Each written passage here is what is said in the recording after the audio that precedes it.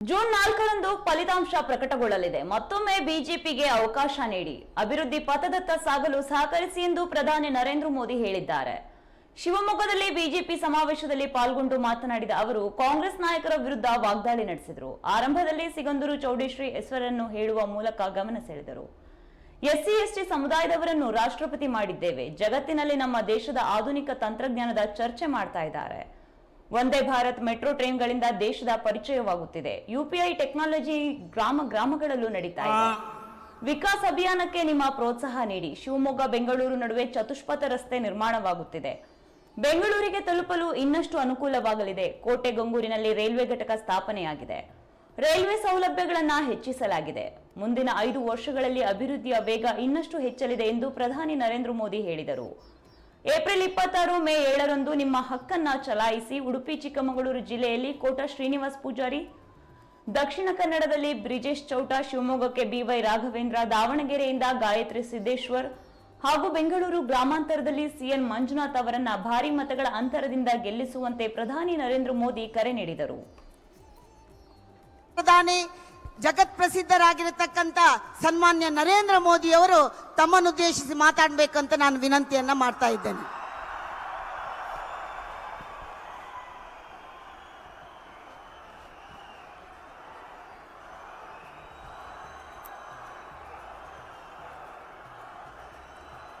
भारत माता की, भारत माता की, भारत माता की. ಶಿವಮೊಗ್ಗದ ಜನತೆಗೆ ನನ್ನ ನಮಸ್ಕಾರಗಳು.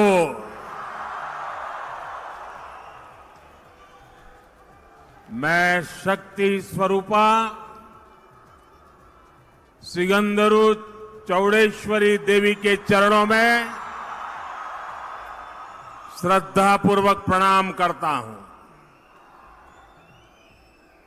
हम सभी के लिए आपका ये प्यार, आशीर्वाद, जन समर्थन की ये लहर कर्नाटका के कोने कोने में बीजेपी को मिल रहा अपार जन समर्थन, ये ऊर्जा, ये दृश्य अपने आप में ऐसा लग रहा है कि पूरा मैदान ऊर्जा से भरा हुआ है.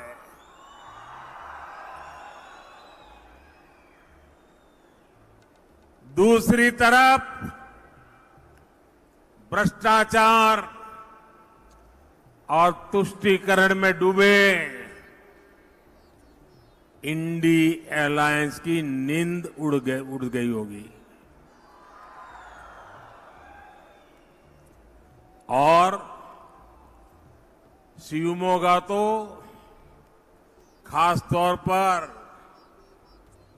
ये ऐसी भूमि है, जनसंघ के जमाने में जब हमें कोई जानता नहीं था, कोई हमारा म्युनिसिपैलिटी का मेंबर नहीं होता था,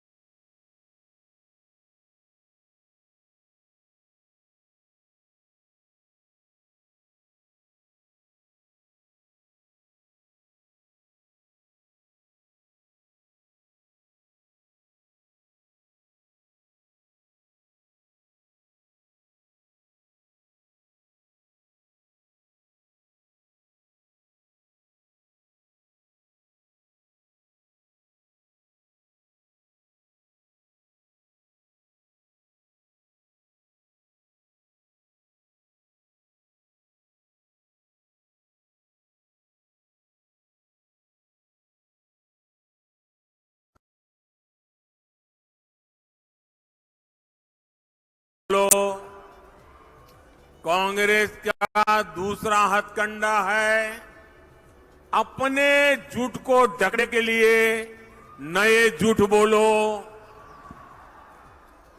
कांग्रेस का तीसरा हथकंडा है जब पकड़े जाओ तो अपनी करतूतों का ठीकरा दूसरों के सर पर फोड़ दो। हर चुनाव से पहले कांग्रेस के लोग बड़े बड़े झूठे वादे करने में एक्सपर्ट हो गए। यहां कर्नाटका में भी कांग्रेस ने यही किया और अब सरकार बनने के बाद कांग्रेस फिर झूठ पर झूठ, झूठ पर झूठ, झूठ पर झूठ बोले जा रही है। कभी वो केंद्र को जिम्मेदार बता रही है, कभी मोदी पर आरोप लगा रही है, तो कभी दूसरी पार्टियों पर अपनी नाकामी का ठीकरा फोड़ रही है। क्योंकि कांग्रेस की मंशा कभी लोगों की भलाई करने की नहीं होती। कांग्रेस का केवल एक ही इरादा होता है, लोगों को लूटना, अपनी जेब भरना। इसलिए कांग्रेस को जब से कर्नाटका में मौका मिला है तो इन्होंने कर्नाटका को अपना एटीएम बना दिया है। यहां इनकी लूट इतनी बढ़ गई है कि सरकार चलाने के लिए पैसे तक नहीं बचे और इस लूट में भागीदार बनने की होड़ मची हुई है। कोई यहां सीएम इन वेटिंग है, कोई यहां फ्यूचर सीएम एस्पिरेंट है, कोई यहां सुपर सीएम है, कोई यहां शैडो सीएम है और इतने सारे सीएम के बीच एक दिल्ली के कलेक्शन मिनिस्टर भी है। कांग्रेस की इस करतूत का नुकसान कर्नाटका के लोगों को उठाना पड़ रहा है। कुछ ही महीनों में कांग्रेस की सरकार ने कर्नाटका की साख को बहुत बड़ा धक्का लगा दिया है। मैं कांग्रेस के प्रति कर्नाटका के लोगों का आक्रोश देख रहा हूं, उनका गुस्सा समझ रहा हूं। कांग्रेस सरकार के ऐसे रवैये के बीच बहुत जरूरी है कि कर्नाटका की लोकसभा की हर सीट पर बीजेपी एनडीए को विजय मिले। बीजेपी एनडीए के सांसद कर्नाटका के लोगों की सेवा के लिए काम करेंगे, यहां केंद्र की योजनाओं को अच्छी तरह से लागू करने में मदद करेंगे। साथियों, कल मुंबई में शिवाजी मैदान में इंडिया अलायंस की तरफ से एक खुला ऐलान किया गया है। वो लोग हिंदू धर्म में समाहित शक्ति को समाप्त करना चाहते हैं। हिंदू शक्ति को समाप्त करने का उन्होंने बीड़ा उठाया है। हिंदू समाज जिसे शक्ति मानता है, उस शक्ति के विनाश का उन्होंने ऐलान कर दिया है। अगर शक्ति के विनाश का उनका ऐलान है तो शक्ति की उपासना का हमारा भी ऐलान है। मैं जब सार्वजनिक जीवन में आया, जब मैंने अपने समय का पल पल और शरीर का कण कण लोगों की सेवा के लिए समर्पित करने का संकल्प लिया, तो मुझे इसी शक्ति ने ऊर्जा दी। आज भी मैं शक्ति की उपासना करता हूं। देश के कोटि कोटि लोग हिंदू धर्म की शक्ति के उपासक हैं और मैं तो हैरान हूं। कल शिवाजी पार्क में शक्ति के विनाश का ऐलान हो रहा है। जब मैंने सुना तो मैं सोच रहा था, बाला साहब आप ठाकरे जी, बाला साहब ठाकरे जी, उनकी आत्मा को कितना दुख पहुंचा होगा। शिवाजी पार्क में शक्ति का विनाश करने का ऐलान किया जाए, वो भी शिवाजी पार्क में, और उस भूमि पर जहां का बच्चा बच्चा जन्म से जय भवानी जय शिवाजी का मंत्र लेकर के बड़ा होता है। छत्रपति शिवाजी महाराज तुळजा भवानी से आशीर्वाद लेकर के हिंदवी स्वराज की स्थापना के लिए निकल पड़े थे। वे शक्ति के उपासक थे और उसी शिवाजी पार्क में शक्ति के विनाश का ऐलान किया जाता है। और कौन लोग मंच पर बैठे थे, पता नहीं बाला साहब की आत्मा को क्या होता होगा।